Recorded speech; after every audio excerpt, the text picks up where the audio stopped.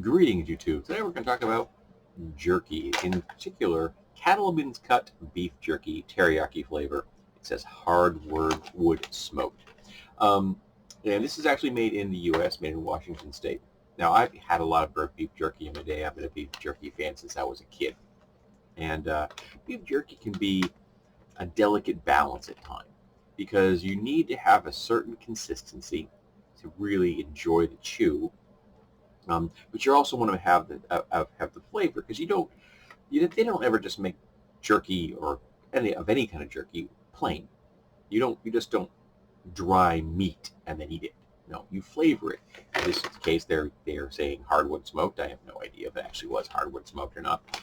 Um, and you impart flavors, whether it's teriyaki or some kind of a sweeter flavor. Most jerky has a sugar content of some variety.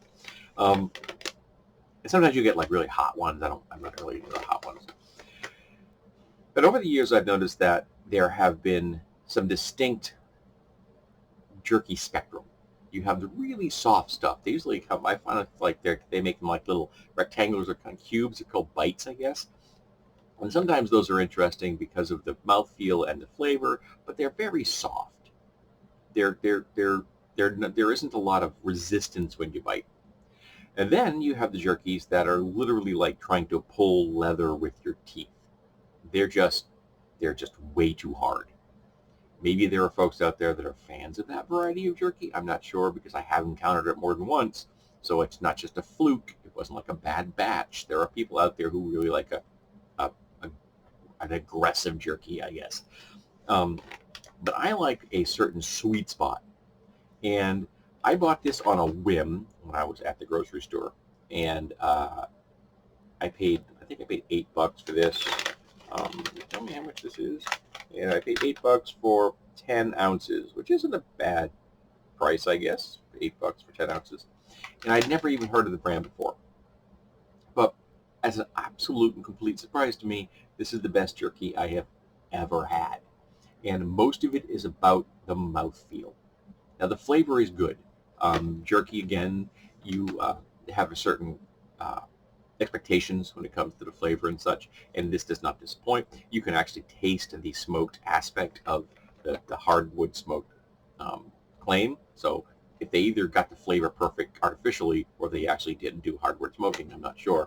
Because you can produce artificial flavors that will emulate that smokiness. You can buy liquid smoke, for example. My wife likes to use that sometimes when she's cooking. But it's the mouthfeel that really did it. The flavor is good. It's a cut above, part of the pun, a cut above the standard jerky flavors. It actually has a little bit more complexity to it.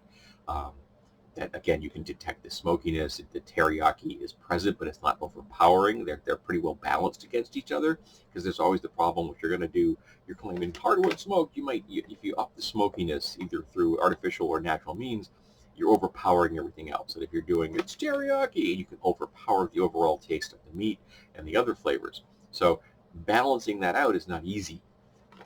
But the best part of this is the mouthfeel. This is, for me, the perfect balance when it comes to the amount of resistance I want, but I don't want too much.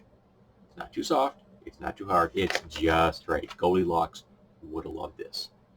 So again, this is an absolute surprise. I'm very happy. I'm hoping my grocery store will continue to carry this. I don't buy jerky all the time, but when I do buy jerky, I want to buy the good stuff.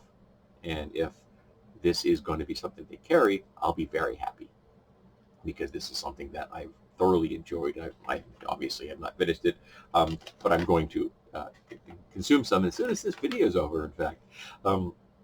So yeah, good stuff. Really thrilled I found it. Just out of the blue, just bought it on a whim, and sometimes you get lucky.